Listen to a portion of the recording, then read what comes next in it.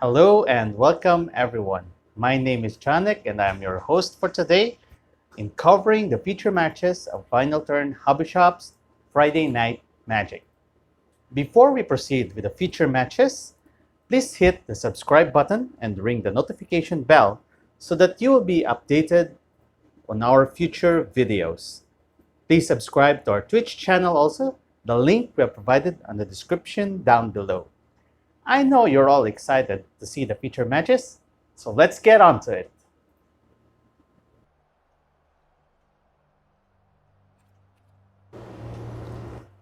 Round 2, Game 1. This is a match between Basa 210, piloting Jeskai Tempo, and Shiina Mashiro, piloting Boros second deck. So this Boros cycling deck is actually not just Boros, it's a 4-color deck because you also have black cards for cycling and also you have red cards for cycling. But basically the cycling cost is colorless, or some call it generic. So you can go ahead and just play white and red lands.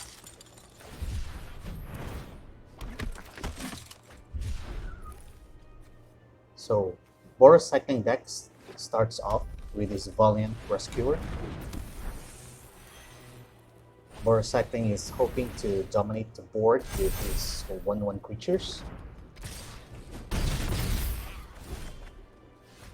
Jeskai Fires, on the other hand, is building up his Sprite Dragon, and as you can see from his hand, he's keeping a counter spell, which would be very useful later on if the opponent decides to target his creature, which has already grown big with the +++ on counters.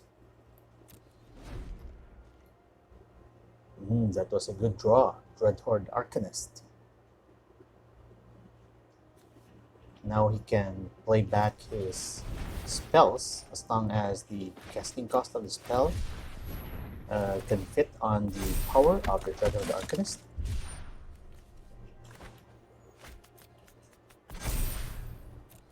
And this will really pump up the Sprite Dragon.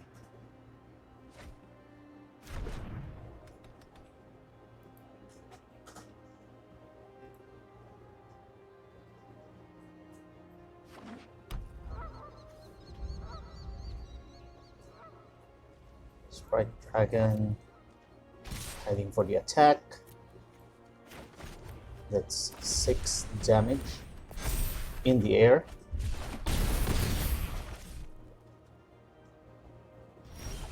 In the meantime, Boros cycling deck is trying to build up his 1/1s through the Valiant Rescuer, but he will need to have a removal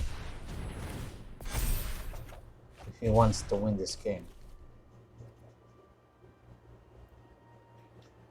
Board presence is good for Boros cycling. He has a lot, but the advantage of Jeskai Tempo is that his creatures are flying, and he just needs to cast one more instant and sorcery, and it will be a game for him on the next turn.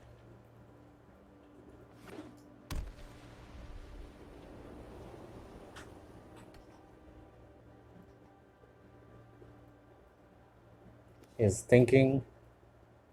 probably thinking to cast and counter his own spell, which he did. Yeah.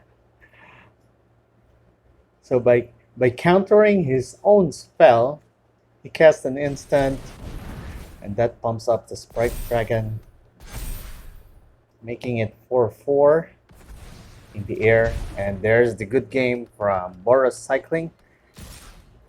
Yes, game 1 goes to the Jeskai Tempo. So players now are headed for the sideboarding.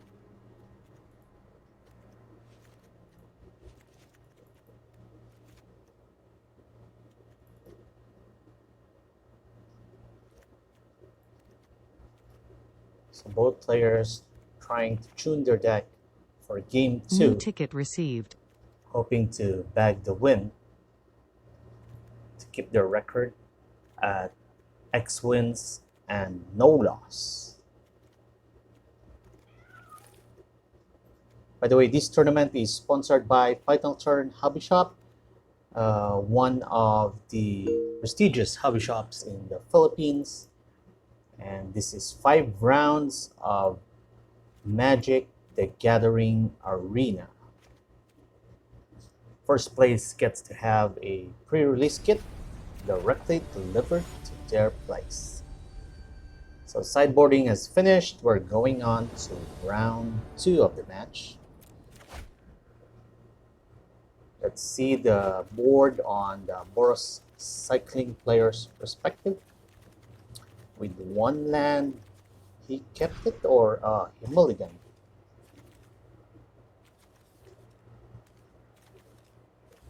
See, the normal opening for Boros cycling is different for every player. It's a very versatile deck because even though you don't have the threats that you want right now, by simply cycling the cards, you'll be able to get the ones that you really need later on.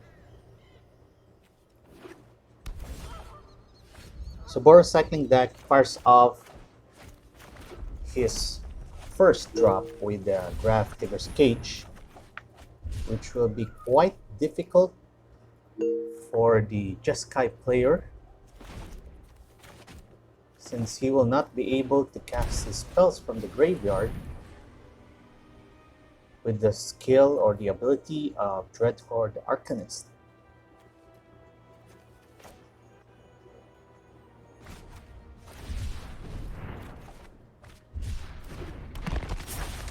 So Boros cycling player decides to cycle the Fox instead of playing it and build his board presence.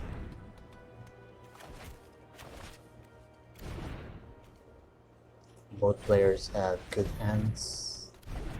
Board threat on the Jeskai, while the board on the Boros cycling is still empty. No creatures so far.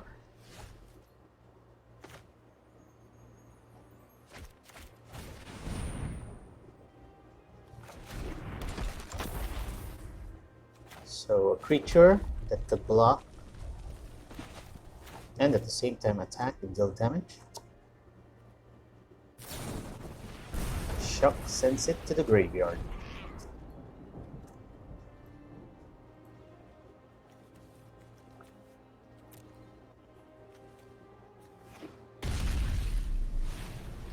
This Jeskai Tempo deck would have gone far already if not for the Graph Digger's Cage. A couple of opts could have done the digging of what cards the Jeskai player needs.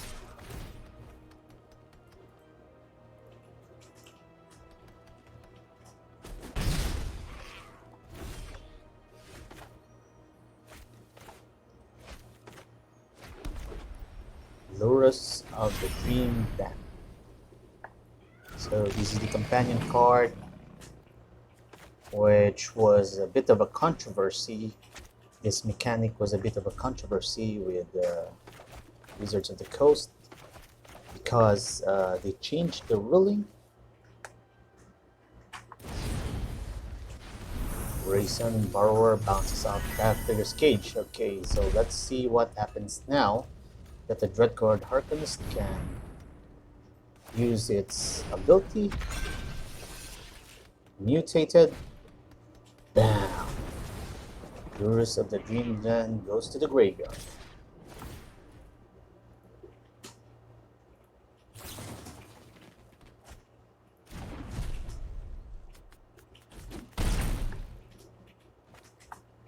Well, this is a good combo. Mutate on a Dreadhorde Arcanist to make the power of it bigger, enabling you to cast spells with converted mana cost based on the power of the mutated creature. Unfortunately, Boros Cycling was ready for that with the Thought Decree, and no mana was available to counter that spell.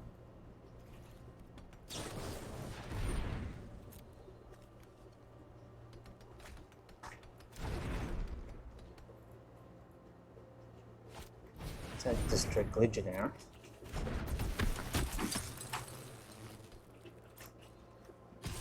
In for the damage.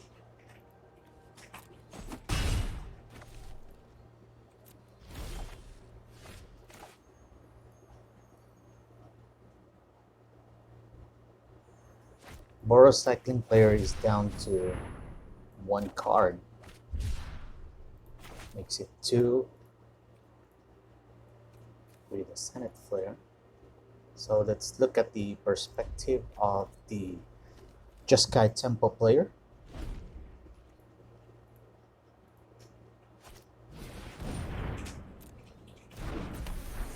Sprite Dragon 1/1 with the Tempest Legionnaire.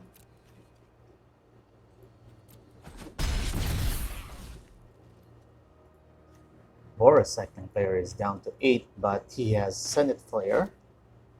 But I don't know if he's sensing that the Jeskai Tempo player has counter magic for that one.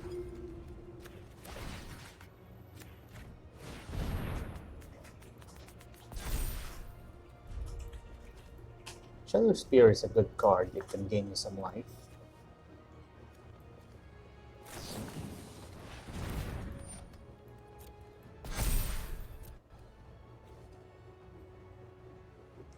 Jeskai Tempo player trying to close the game as fast as he can.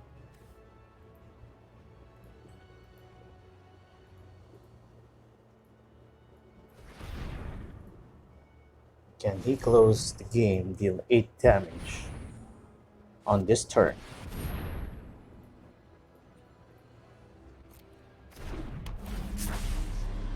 So Deputy of Detention takes care of the blocker. So that District Legionnaire could go in.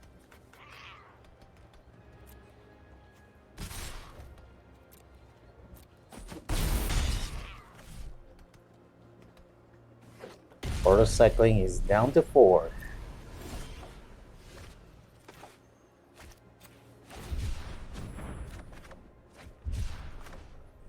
Jeskai is getting ready for the Dovin's Beetle, just in case his opponent will have some Senate Flare, which obviously he has.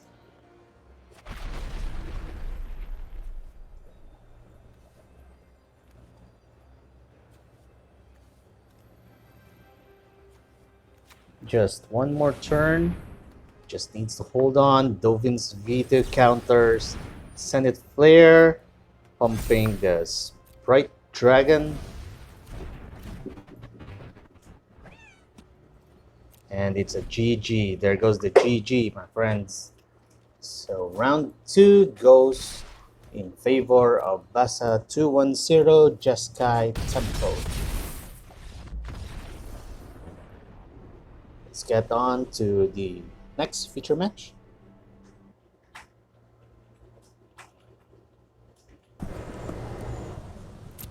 So welcome back everyone. We are now on the next feature match, round 3, game 3.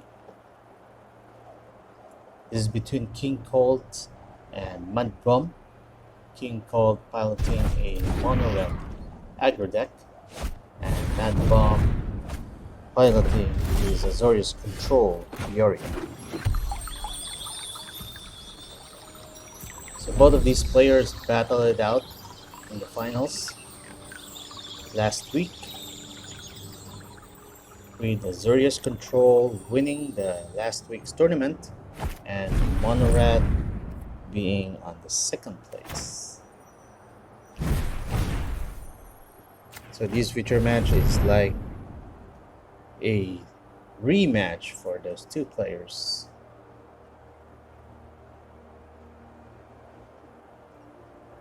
So 1-1 for each player is the deciding game who gets to move on the upper seat. Unchained Berserker, Aether Gusted.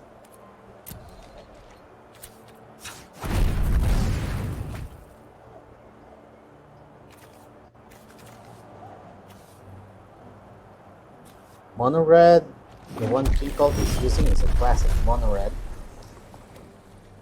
So it's not a Cavalcade Calamity build. Obosh also is not there. So Steamkin, Thorbrand, Scorch Bitter. So it's the classic Mono Red.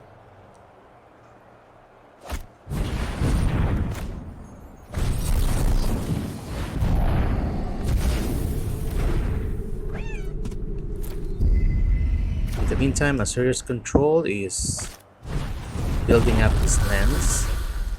He already have the cards that he needs. He has a Planeswalker, 2 board wipes, Vanishing Light for exile. Don't worry, I got this. The Fury Time Reveler. One of the iconic Planeswalker for this standard season. People call him 3 Fury because he is 3 to cast.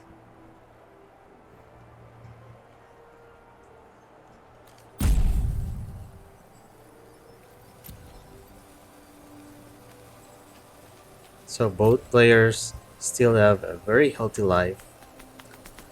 20 for Mono Red, 18 for Azorius Control.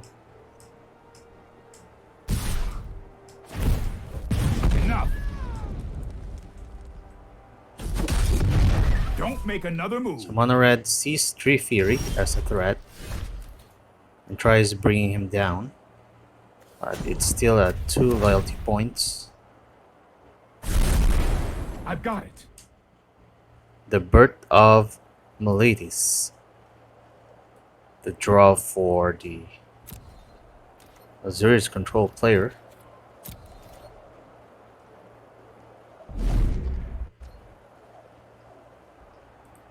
So basically, fetch is alive in standard.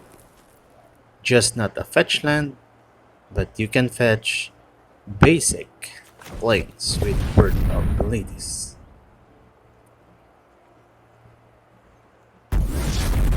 Azorius Control making sure his life stays at 18.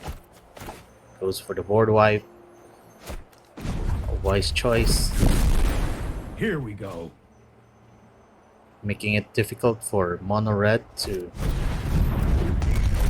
bring the life total down.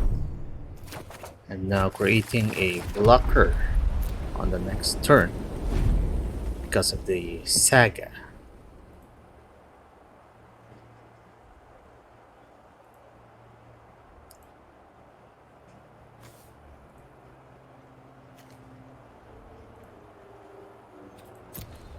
Irrelevant Revelers. Wow, it's the first time I've seen this card being played in standard. 2/2 haste creature with abilities. Well, it's good that our players are being creative. It's a good thing about Magic the Gathering is that there's always a way for players to test something out. A dominant deck may be good for this week, but next week another one might emerge victorious.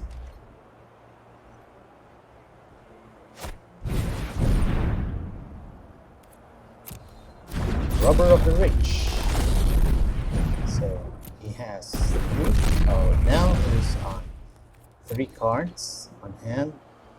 the rubber will be able to rub Azorius control if he wants to, but decides to attack Fury, seeing it as a major threat. Hey, that was uncalled for. The Fury, although it doesn't have an ultimate, Thoughtfulness but before it action. prevents your opponent from casting a spell when it is not on their turn. So basically, all spells, there's no instant, so everything is like sorcery.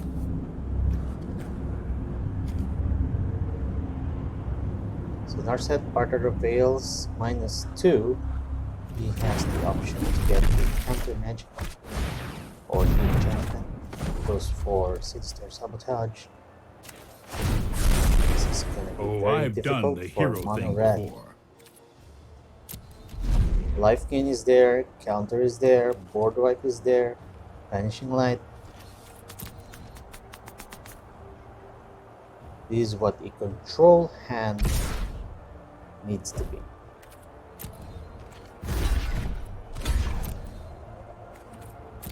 So even if you cast Yorion next turn,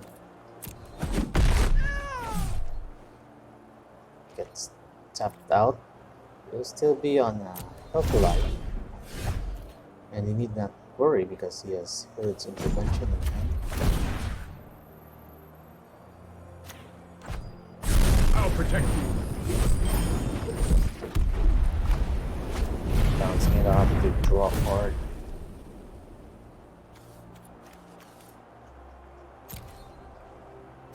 Shark, find food.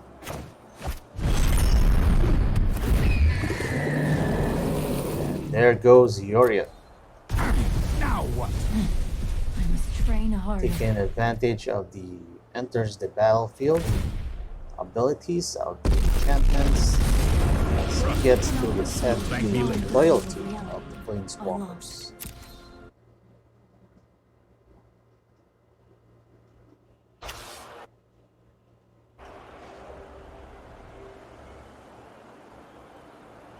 Azur's control is tapped out, but is still on a healthy life of 21. He's got blockers.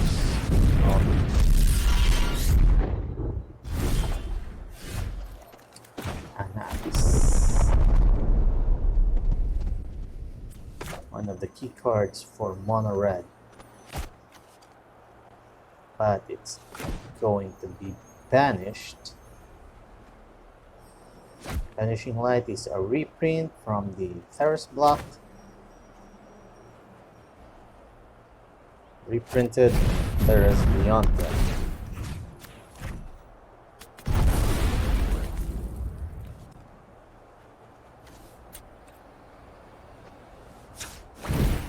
Meditate and prepare.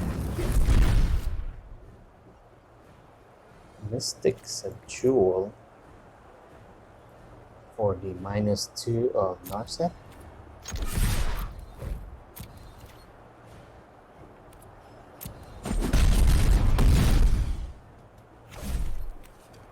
No blocks for the mono red. This fervent champion is actually first strike.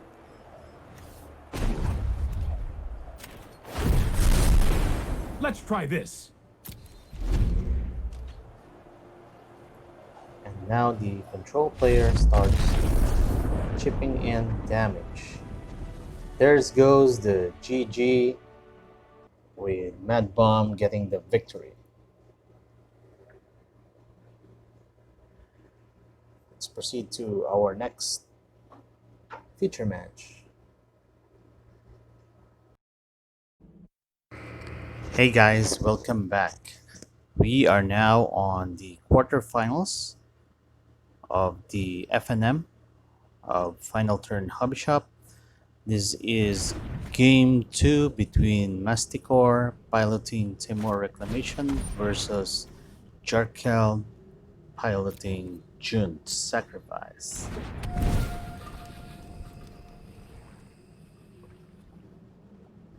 So game 1 was won by Mastikor, one of our prestigious players. He has run with no defeat during the Swiss round.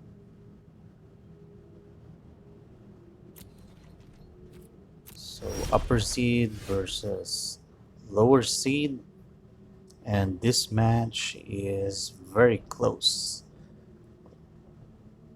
10 life for Temur Reclamation and 12 for June's Sacrifice. Both players have board presence, but June's Sacrifice seems to be at an advantage because he has most of the pieces on the board. He's got his oven, he's got the Mayhem Devil.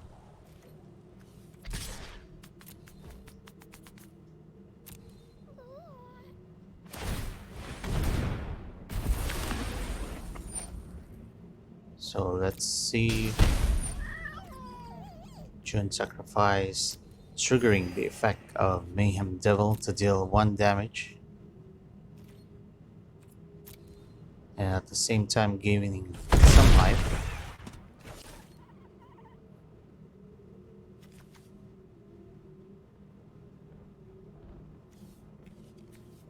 What's good about the Temur Reclamation deck is the addition of Shark Typhoon. So by simply cycling the card, you get to discard this card and draw a card. And when you cycle Shark Typhoon, you create an XX blue shark creature token with flying.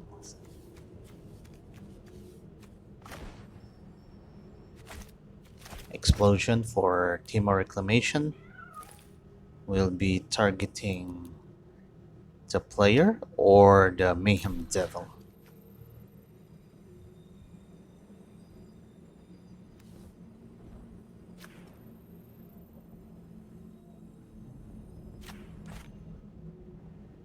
Target has been locked.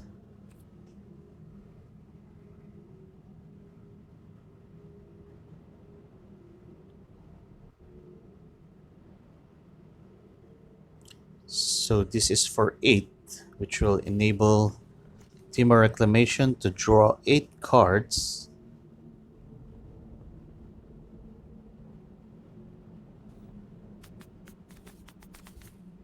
So June's Sacrifice is thinking which is the best to do for this.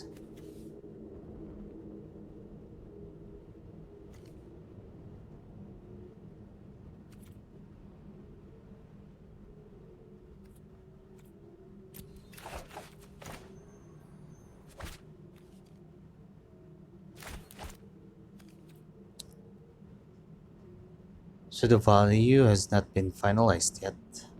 The more Reclamation player decided to go for 6 instead of 8.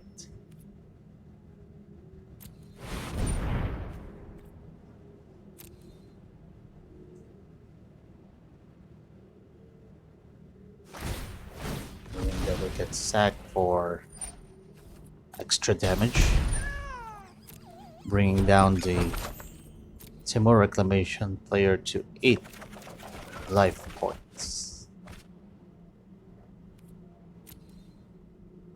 It's a very close matchup between these two.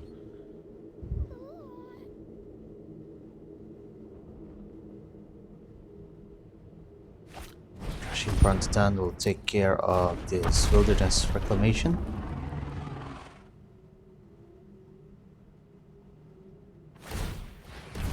Boom! Wilderness Reclamation goes to the graveyard.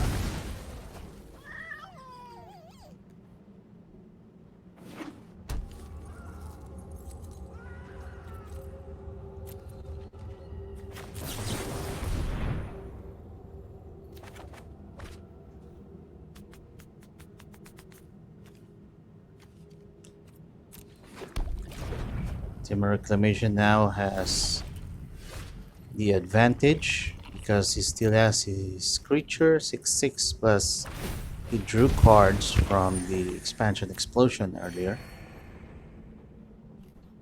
Shark going in for 6 damage, bringing down June's sacrifice to 6 life points.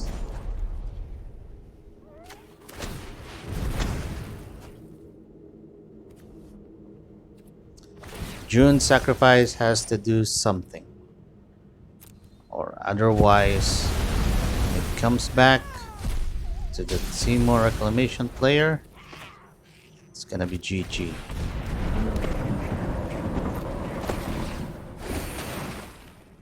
Two cards in hand. Does he have something to take care of the threats on the board? Drawing a card. Is there a way? Boros Citadel. Can Boros Citadel give him the win?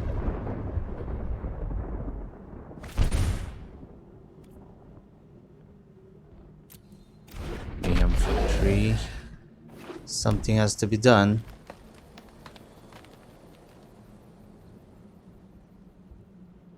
And there goes the good game. Good game for both players.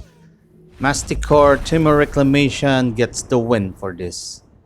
And up he goes to the semifinals.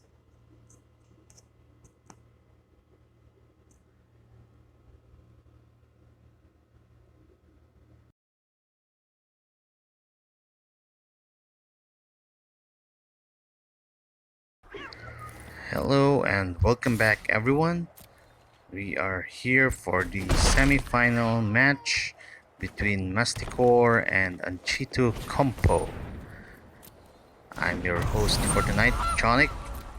This is your FNM hosted by Final Turn Hobby Shop. So Mastikor with his Temur Reclamation still undefeated against Anchitokoumpo playing June's Sacrifice.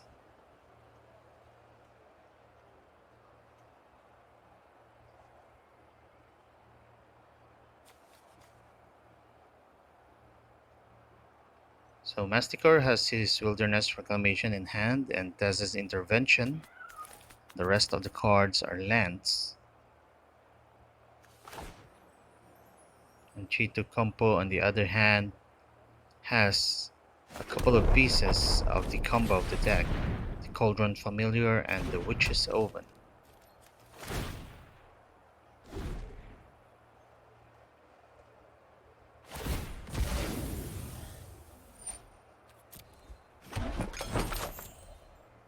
That's how it works.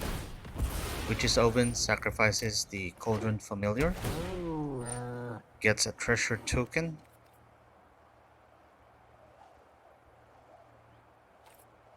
gets a food token.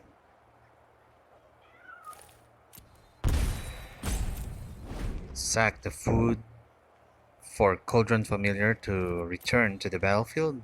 Then it deals the damage plus the player gains 1 life.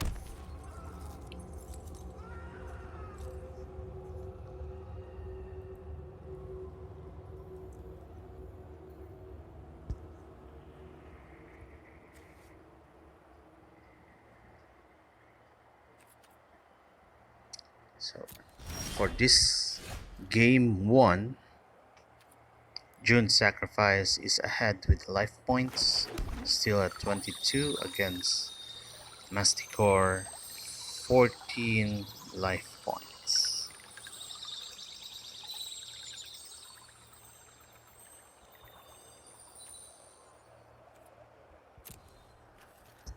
So is it time to cast Thassa's Intervention?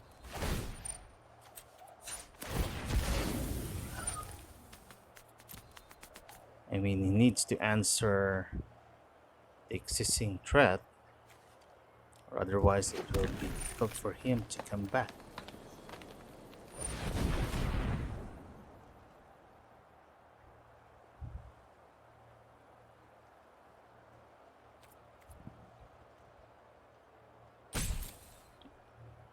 Imagine the damage that this cat has done.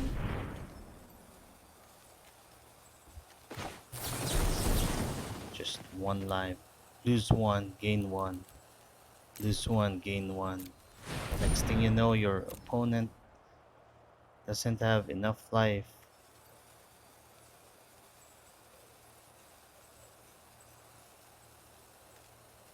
So 4 cards for Tessa's intervention. Mastikor picks up Expansion, Explosion, and Wilderness Reclamation.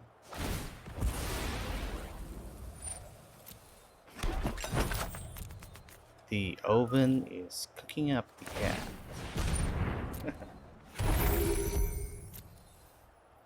More food.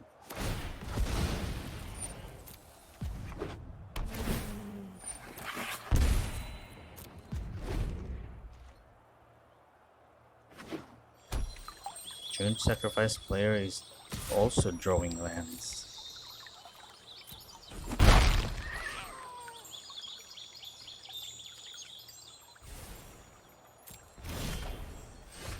Scorching Dragonfire for the draw.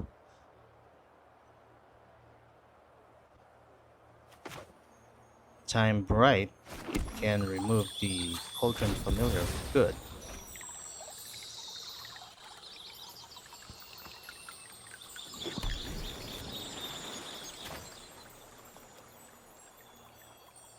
Another Wilderness Reclamation.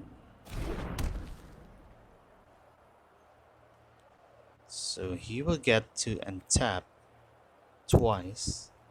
Good game. Is it GG already?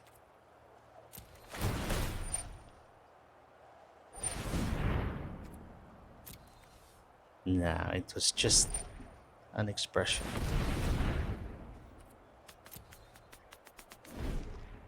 Is Mastikor going in for Expansion Explosion?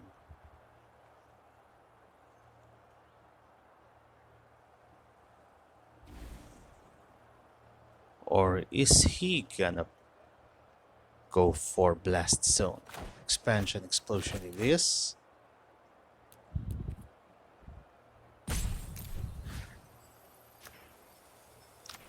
For 6.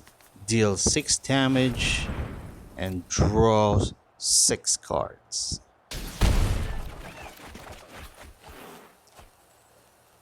Six good cards. Shark Typhoon being one. We've seen during the earlier matches, the Shark Typhoon has been really doing good. Really been doing good for this Temur Reclamation decks.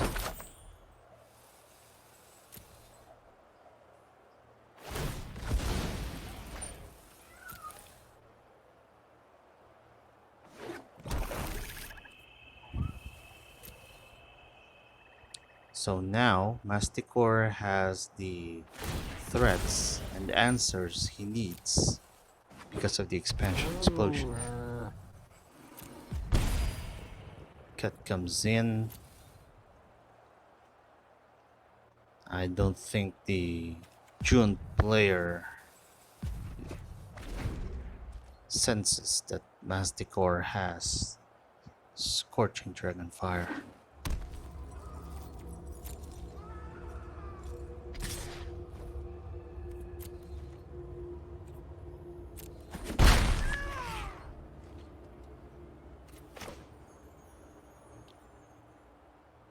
Shark Typhoon, cycling it out. Creating a 2/2 token.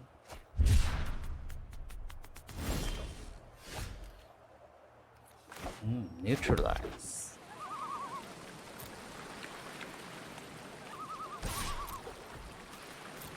A counter spell that can be cycled.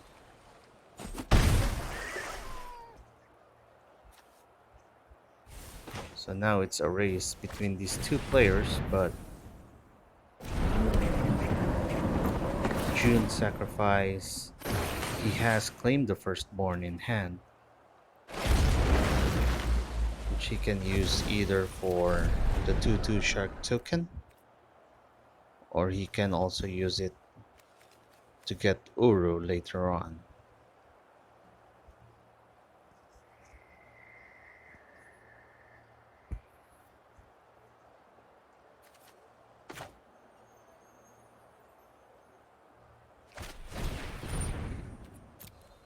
Opt.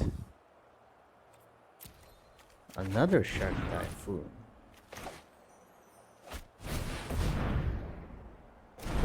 Now he decides to cast Uru, gaining another 6 life.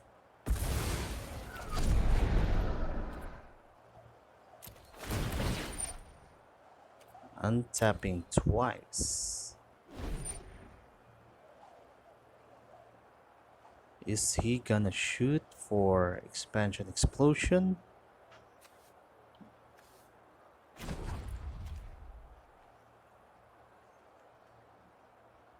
Castle Ventress. It's a really good mana sink. Throne of Eldraine card that lets you scry 2 by paying 2 blue mana and 2 generic mana.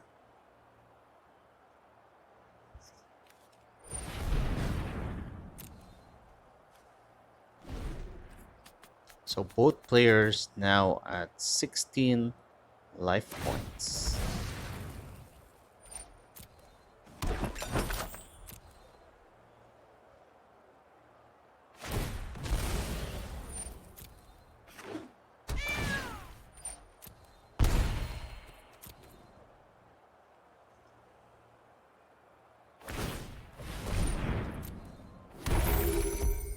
Creating more food from the goose.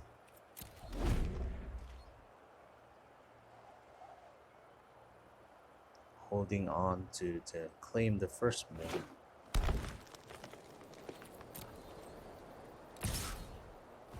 Anchitokoumpo is waiting for the right moment to cast Claim the Firstborn. Cycling out Shark Typhoon for X value. X equals to 6.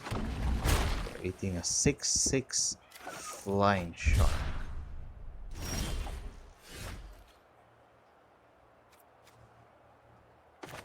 Now Temur Reclamation can hit every turn for 8 damage. So it's like a 2-turn clock because he still has Expansion Explosion in hand.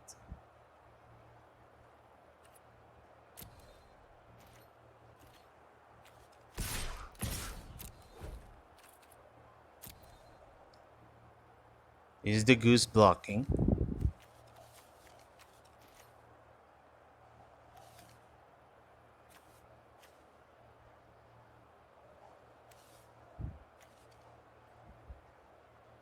The goose has to block now, otherwise... Oh, he took the damage. That's 9. And 3 Wilderness Reclamations. This game is GG. I think we're gonna head on to our game 2 now. Yeah, he's going in for Expansion Explosion.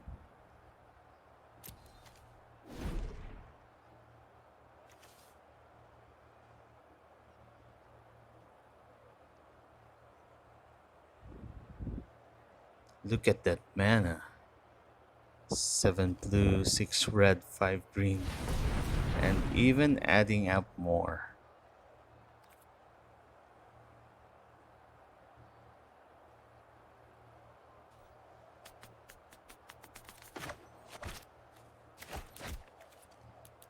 Expansion Explosion, and there goes the GG.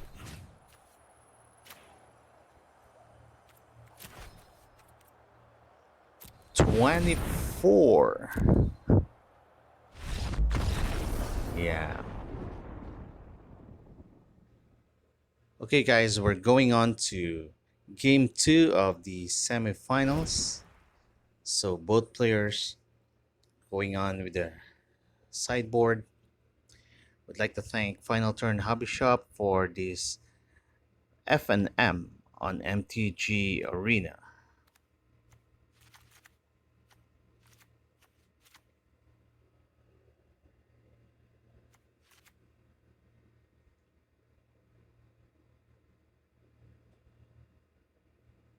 So these two guys are battling it out. Whoever wins on the semifinals gets to prove themselves to play against the winner of the other match.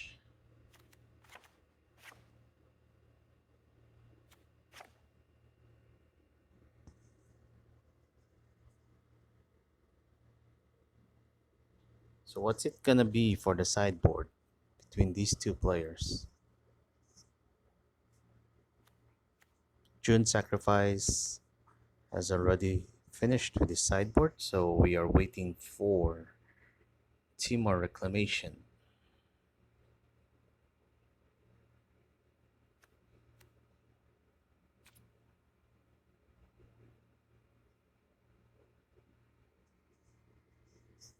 Okay, everyone, we are back. Semifinals game 2. Temur Reclamation undefeated on the Swiss rounds versus June Sacrifice. Starting out with Cauldron Familiar.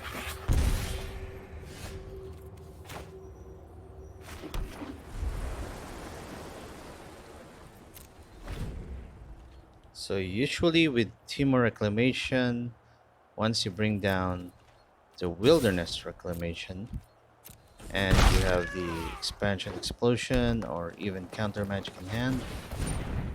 Ooh, that was a good sideboard from June Sacrifice.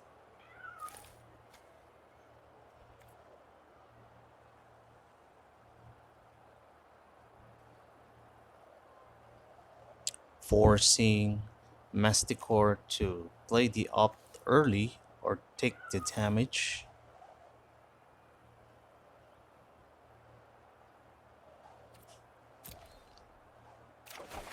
Cindervines.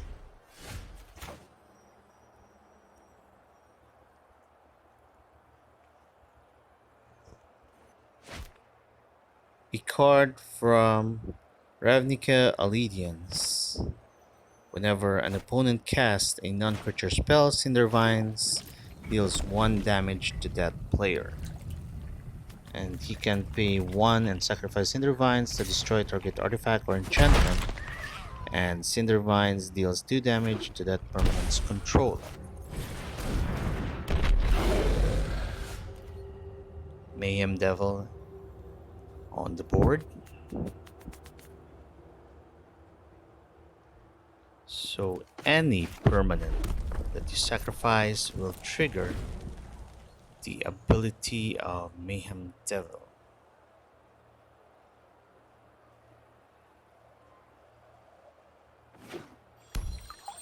Both players at 17 life.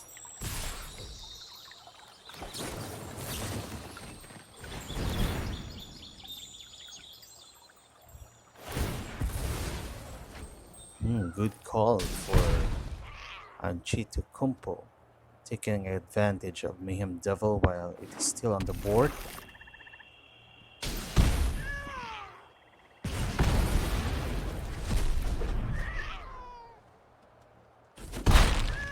So with Agent of Treachery gone,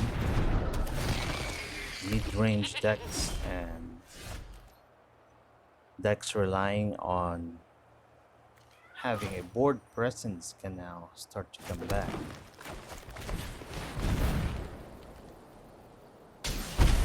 This Cindervines is really doing its job.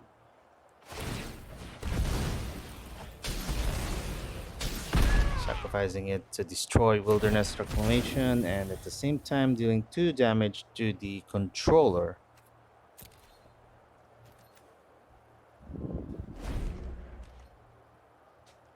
Mastikor down to 11. And another swing from Anchitokoumpo, bringing him down to 7. Corvold. Wow. Is this gonna be the end? Or I think not.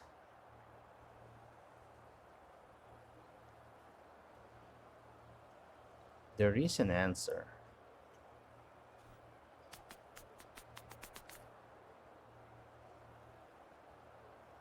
He can Scorching Dragonfire and do an Expansion Explosion.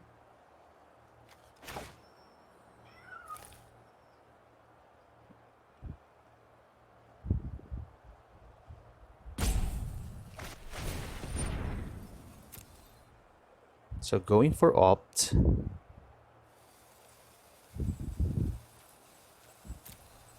Decides to take Uru instead of scrying it down.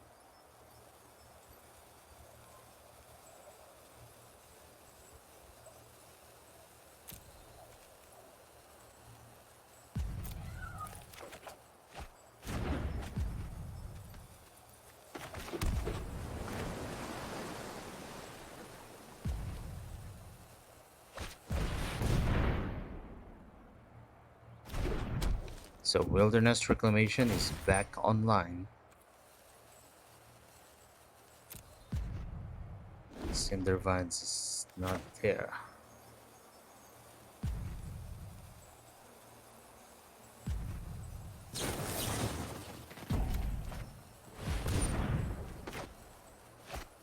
Oh, it's a good call. Copying Scorching Dragonfire to deal 6 damage on Corvold.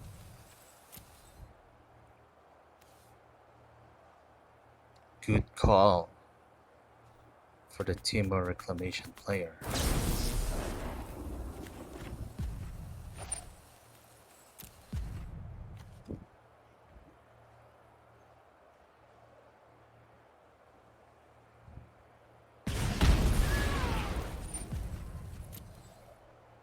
And down goes Corvold Faker's King.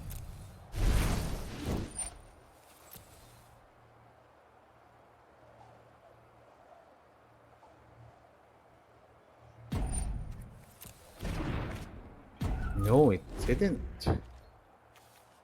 He sacrificed Corvold on Woe Strider.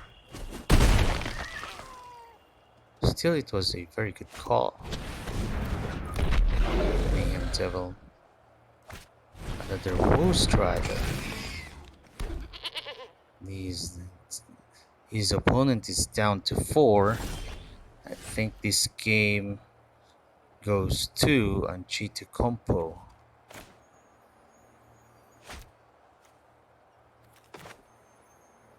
Unless he can do something, gain some life for.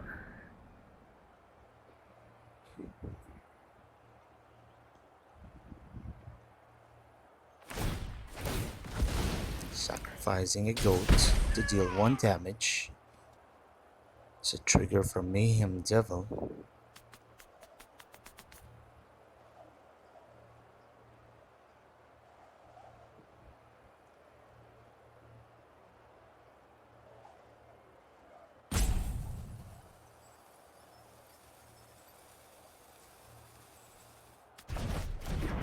So Aethergast takes care of Mayhem Devil for now.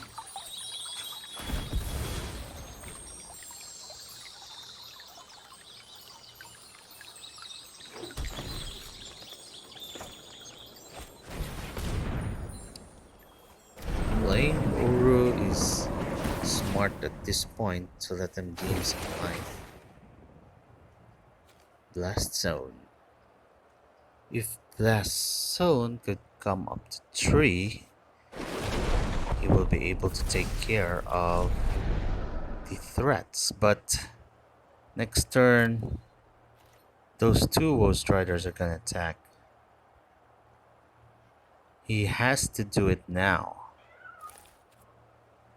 Take care of the Woe Striders, and there goes the GG for Game 2 we're going into game 3 of the semifinals. 1-1.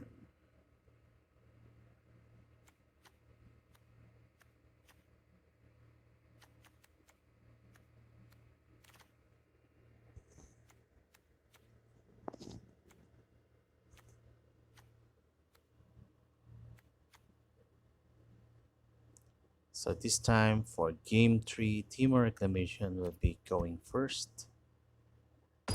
And the battle is on.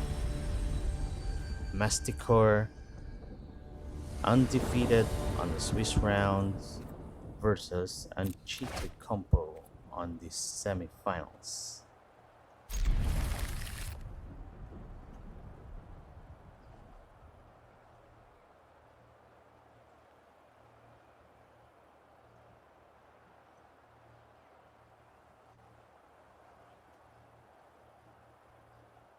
Mastikor is done with his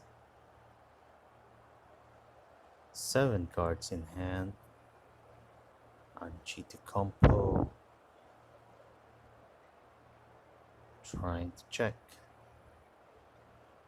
as he did the mulligan down to 6 cards. So this is game 3, everyone. FNM of Final Turn Hobby Shop.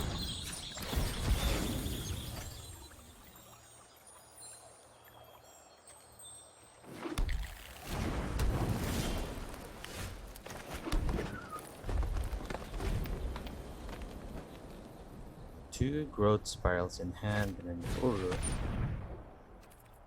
He also has an opt.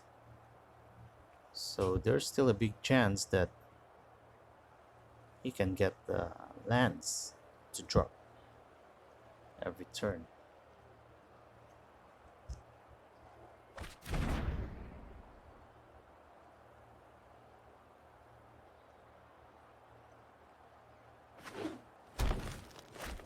Two ovens in play. Fortune sacrifice. There's the land, third land. And the fourth land. Is he gonna keep it? Okay. Oh, now we're talking. Lands are coming up for Temur Reclamation. In the meantime, Anchitokoumpo is building up his board as well. Two ovens, Mayhem Devil, a Cauldron Familiar in hand, plus Cinder Vines, which gave him a lead earlier on game 2.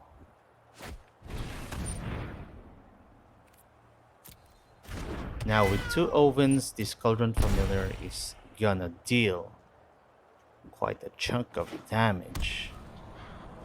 Of course, just one every enters the battlefield trigger, but that's two oven.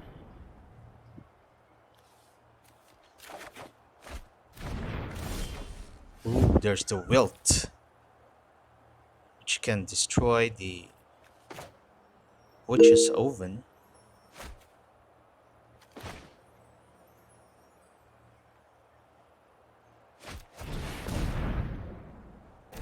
There goes Uru. The good thing about Uru is that you get to play an additional land.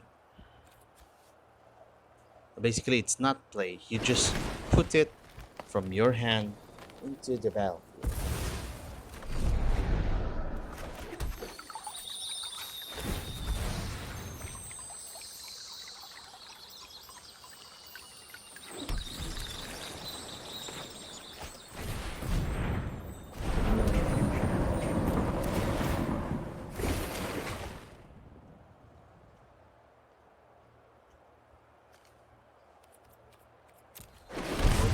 Will have a healthy life points.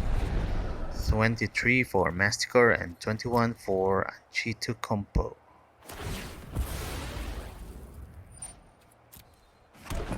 So here goes the Witch's Oven cooking the cat. Then Cat from the graveyard eats the food, and he gets energized and comes back and enters the battlefield. But then he gets sacrificed again from the oven. Oh, poor Cat.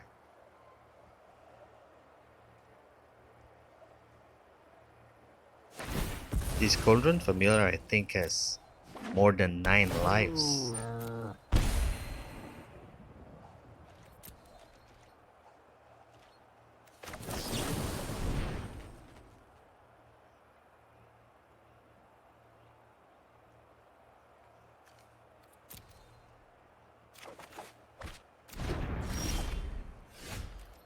Two triumphs in hand.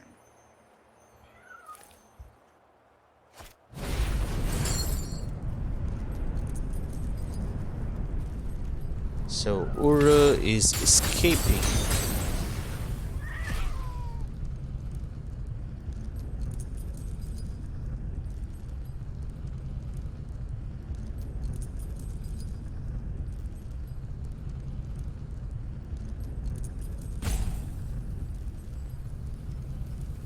Six on the board versus a 1/1 Cat and 2 ovens.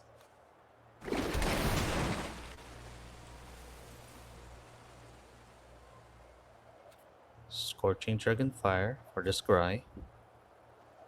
Is he gonna keep it?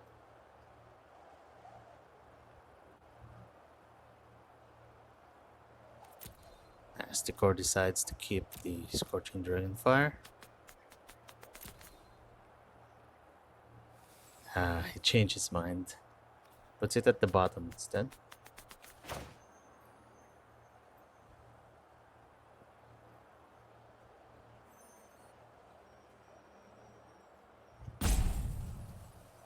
Is it for cycle or is it? Yes, cycling out 1 Kitria Triumph. To draw another one.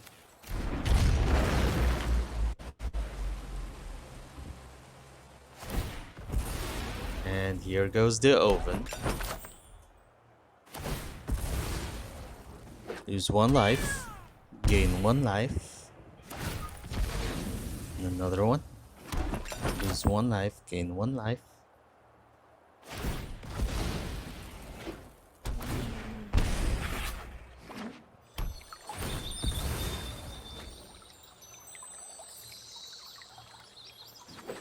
Finally, Anchitokoumpo got a red mana source.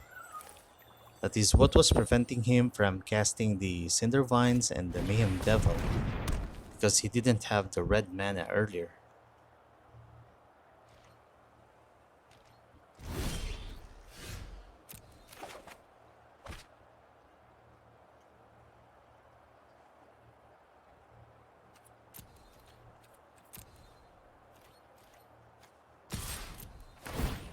So Uru attacks, triggers the gain 3 life, draw a card.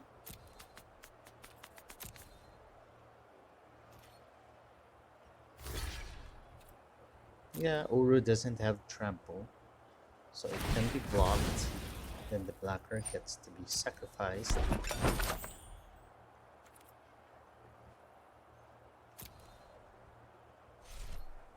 So both players' life points are still very healthy.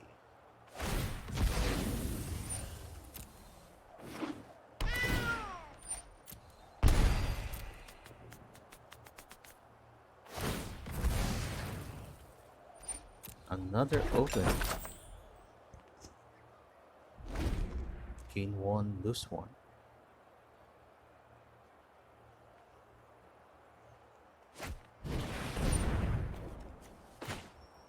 He's casting another Cinder Vines. There goes the Wilt, destroying one of the Cinder Vines.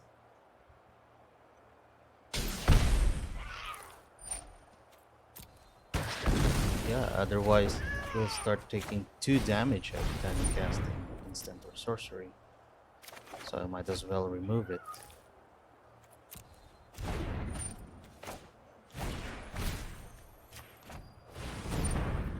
Hither Gust.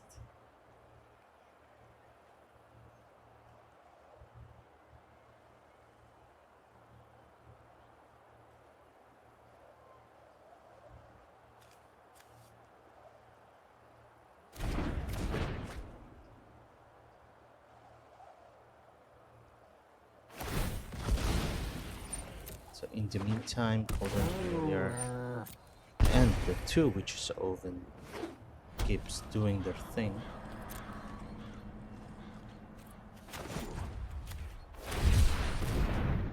Cycling the land, because you already have enough.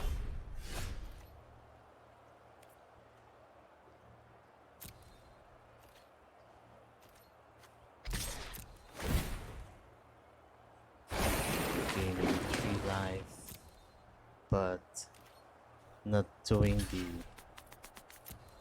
next ability because there is no extra land in hand.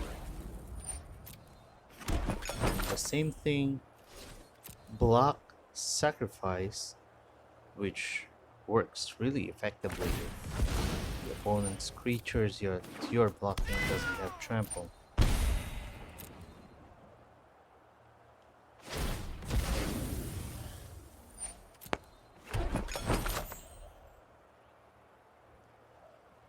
So now June Sacrifice has an even higher life point. He's now at 28.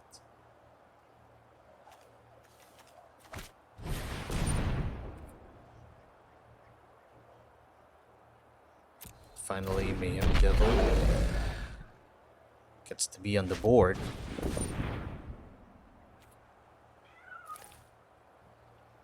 Problem is there are 2 Scorching Dragonfires on the hands of Mastikor. 2 Expansion Explosion.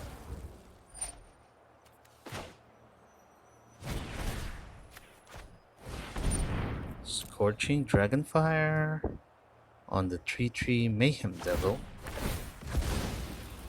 Gets sacrificed on the Oven.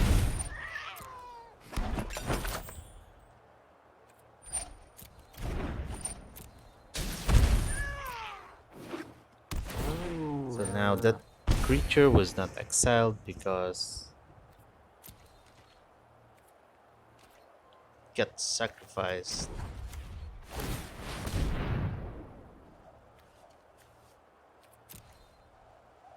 Castle Ventress.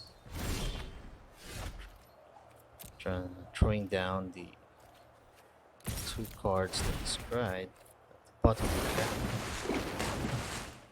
Shark Typhoon. I think that's the card that Wilderness Reclamation needs to win this game. Because Uro is attacked with being blocked every turn.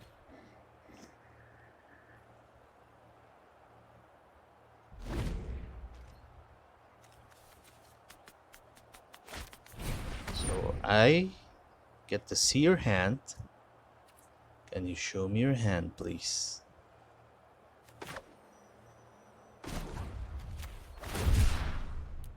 Oh, nice move by Mastikor.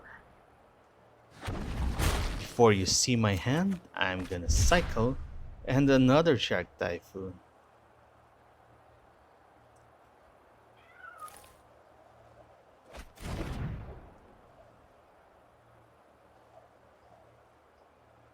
Anchitokoumpo took the Expansion Explosion instead of the Shark Typhoon.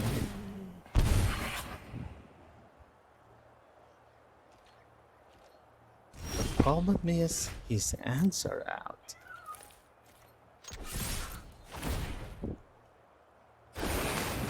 So Uru, giving him another 3 life, plus a 7/7 in the air.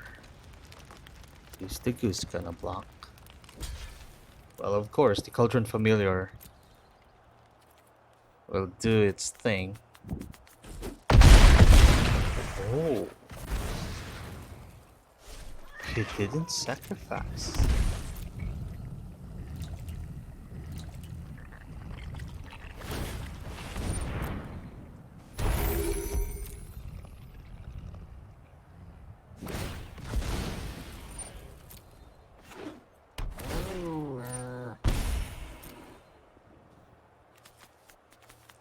What's it gonna be?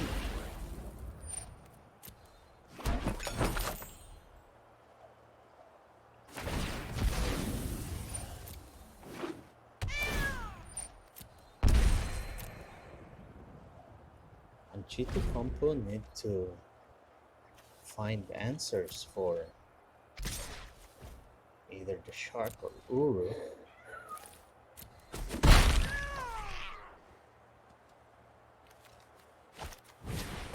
So what's it gonna be? He finds a goose.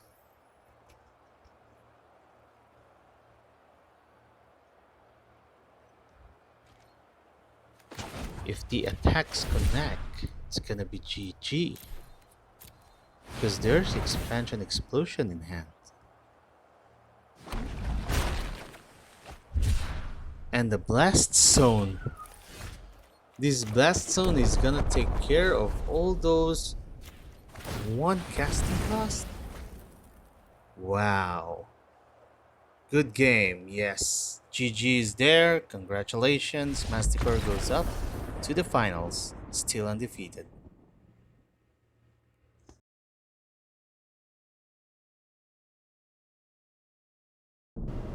Hello everyone and welcome back. We're now on the final round of the FNM hosted by Final Turn Hobby Shop. So this match is between Mastikor piloting Temur Reclamation versus Dom with his Mardu Winota deck. So these two players already faced off during our Game 5 on the Swiss rounds, and Mastikor won against Mardu Winota. Will he be able to win this game and claim the title as the winner of this tournament?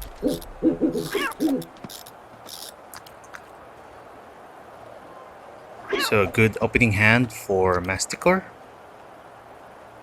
Fortunately, we cannot see the hand of Doom. But he starts off with a 1/1 creature. First strike.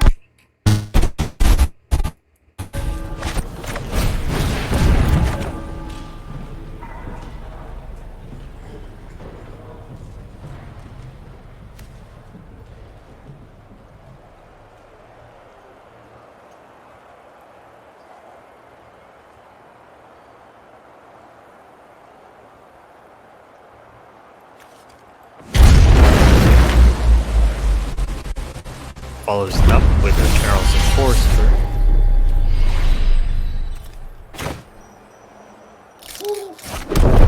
In the meantime, our Temur Reclamation is online for Mastikor,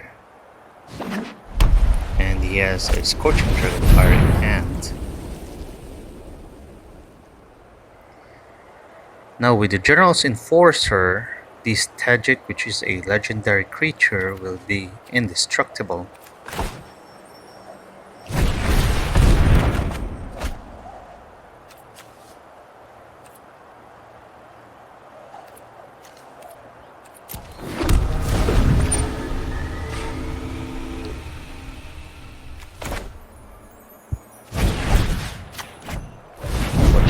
Fire taking care of General's Enforcer. But Tajik is in, and he's gonna mentor, dealing 5 damage in total.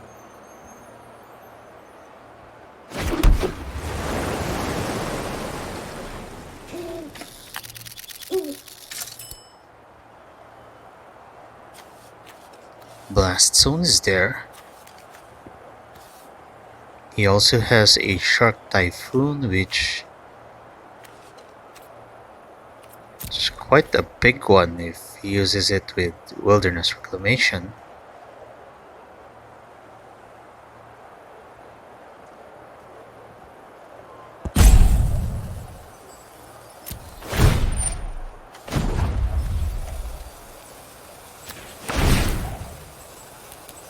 He decides to put in some counters on the Blast Zone.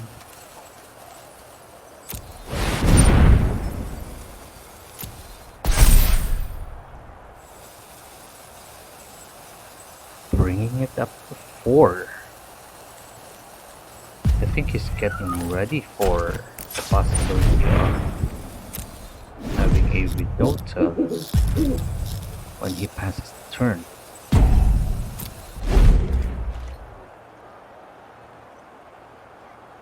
No, Blast Zone is still at 3.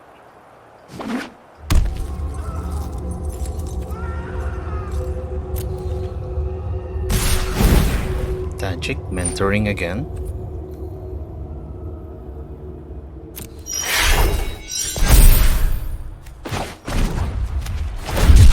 In goes the Shark Typhoon, cycling it out, creating a 4/4.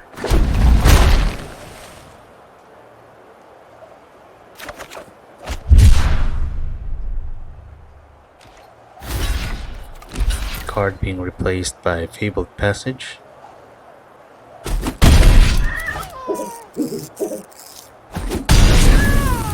The Tajik goes down because the shark is bigger than the legendary Tajik.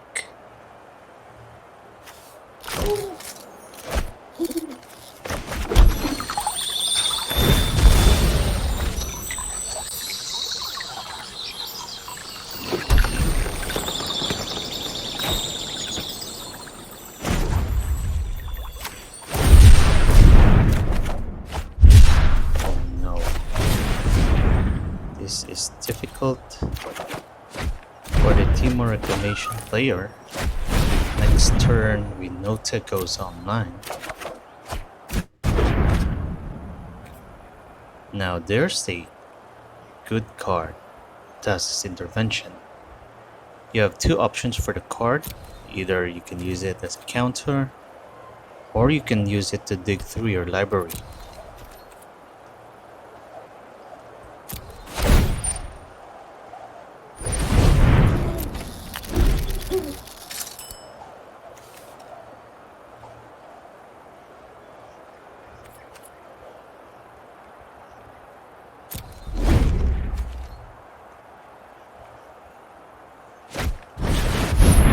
Winota is there, but it will be countered by Thassa's Intervention.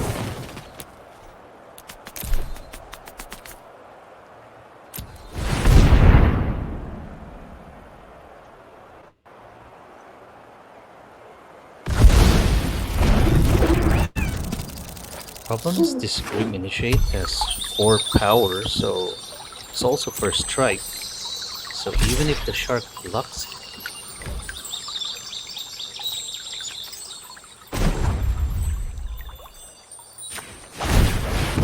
there goes the Blast Zone taking care of Judith. So now the Grim Initiate is down to 3. Still unable to block it because the shark was damaged by Judith.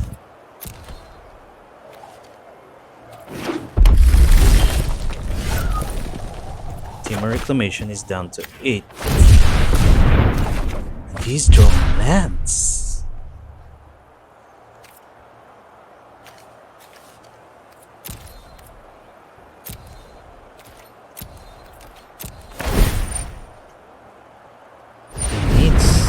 Draw a Attract, not lands.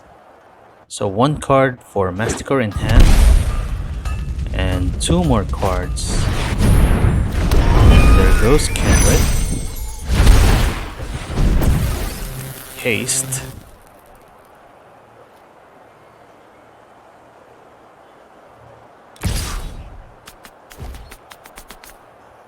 Is there gonna be a block? No block. Another land.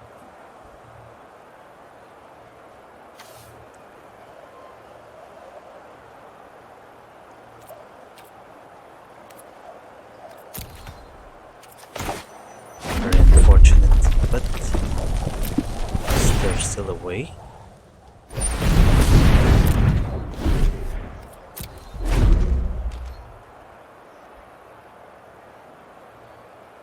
He's down to 3.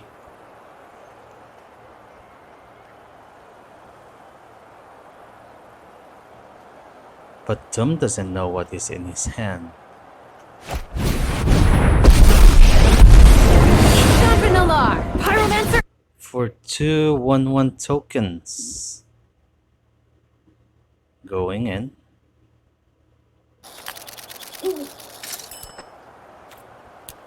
And game 1 goes to Dom. So both players doing their sideboard.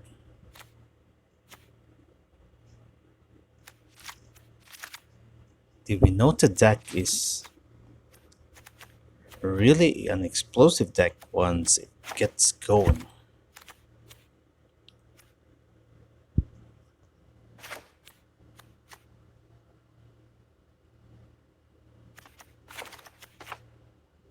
So Mastikor is trying to figure out what to sideboard against the Mardu Winota deck. He already won the game on game 5. So let's see if he wins it this time.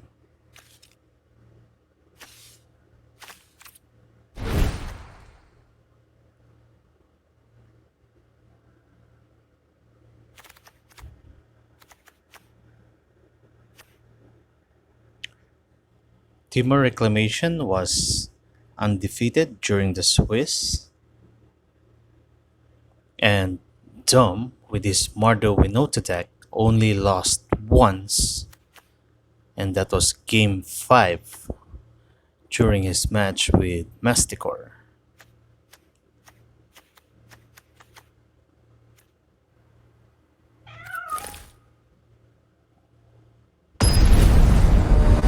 Okay, so we're back everyone. This is game 2 on the final round of the FNM hosted by Final Turn Hobby Shop. I'm your host for today, Jonic. So let's get on. Temur Reclamation starting off with Stomping Ground. Mardu Winota starting off with a Shockland and Grim Initiate.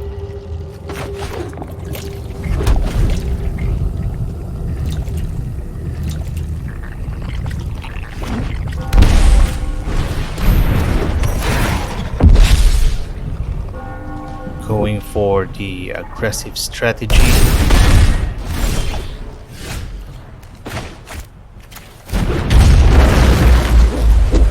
Meantime, Temur Reclamation is trying to build this board, trying to bring up his mana to 4,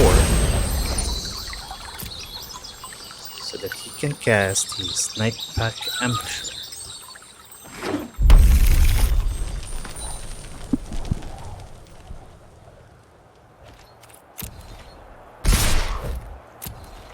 Swinging in for 3. Bring the life total down to 16. So both players at 16 life.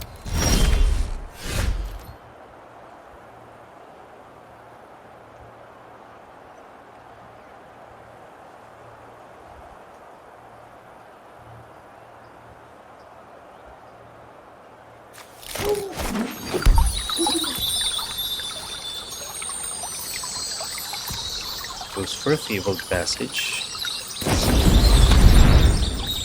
Raise the Alarm was the answer of Doom.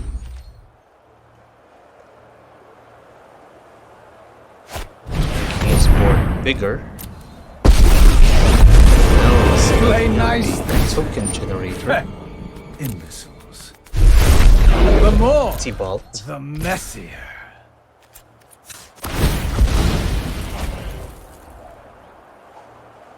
That's quite a lot of 1 damage going in. So it's time for the pack to get on the bell. So blocking the river. But he's down to 12.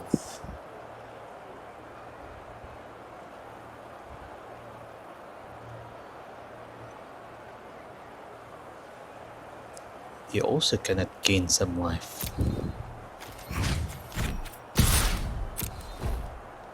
So Nightpack Ambusher targeting T-Bolt, but was blocked by a 1-1.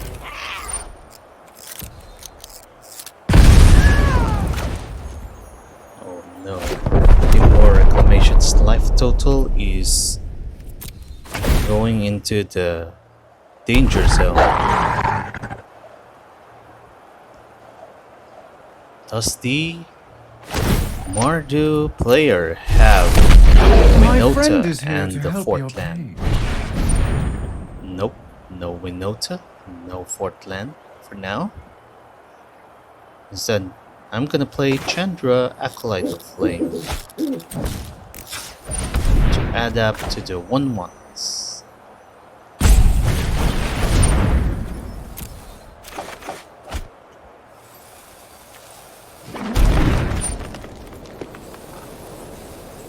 So only one blocker for Not to Mastikor, brag, but I'm 3-3, totally the best pyromancy and student. he has a Scorching Dragonfire that's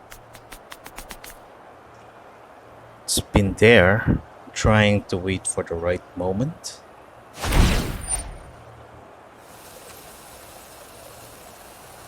In the meantime, Mardu Winota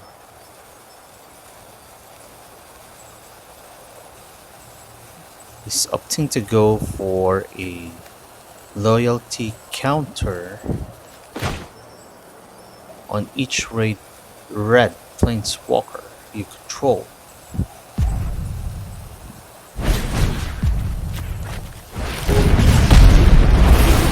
Okay, It's Scorching game over. Fire is out, taking care of I T-Bolt. can't believe Mother Ludi gave us homework.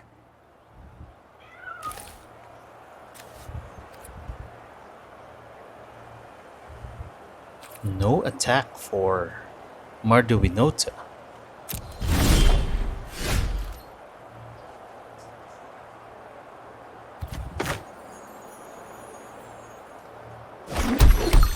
So now with Rakish gone, Temur Reclamation has a way to gain some life.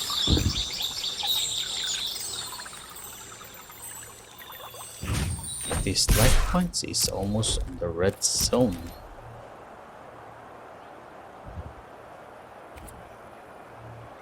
Retrieval going in for Now Chandra. things are getting heated. No blocks.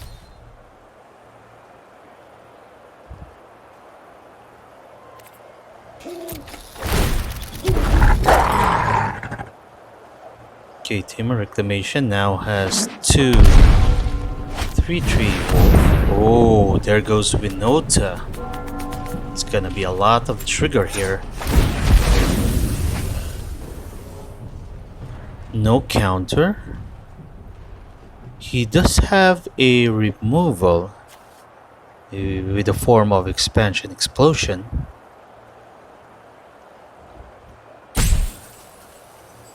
But it will not be enough. 4? He has a total of 1, 2, 3, 4, 5, 6, 7 lands only. This is gonna be a lot of trigger. And with the 1-1 red elementals, there goes the GG. Mastikor congratulating his opponent. 7 triggers. Winota. Wow. Another one. Only 2 blockers. And there's Judith bumping up the team. That's a lot of trigger.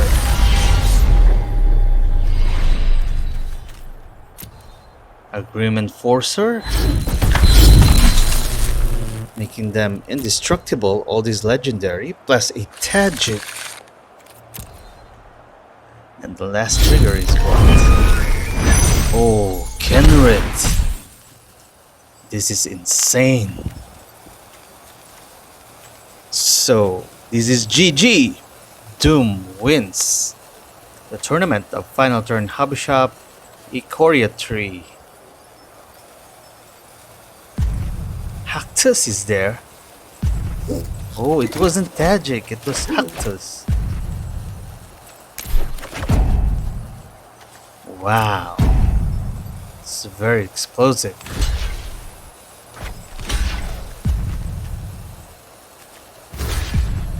And Mastikor standing tall till the end.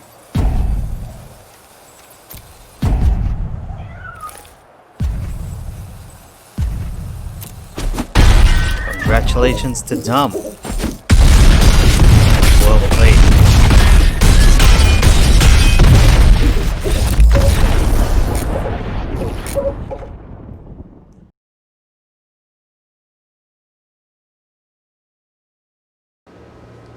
So that wraps up our tournament for this week. Congratulations to our winners. First place is Dom with his explosive Mardu Winota deck. Second place is Mastikor with his Temur Reclamation deck. If you want to see the full standings, it can be found in our organization at mtgmelee.com. If you like the video, please hit the like button. You may subscribe also to see our future videos. You may leave a comment down below. Also, please subscribe to our Twitch channel. The link is found in the description down below. Thank you very much for all who participated in the tournament and everybody who made it happen, especially Final Turn Hobby Shop, your prestigious hobby shop in the Philippines. Hope to see you guys on our next videos. See ya!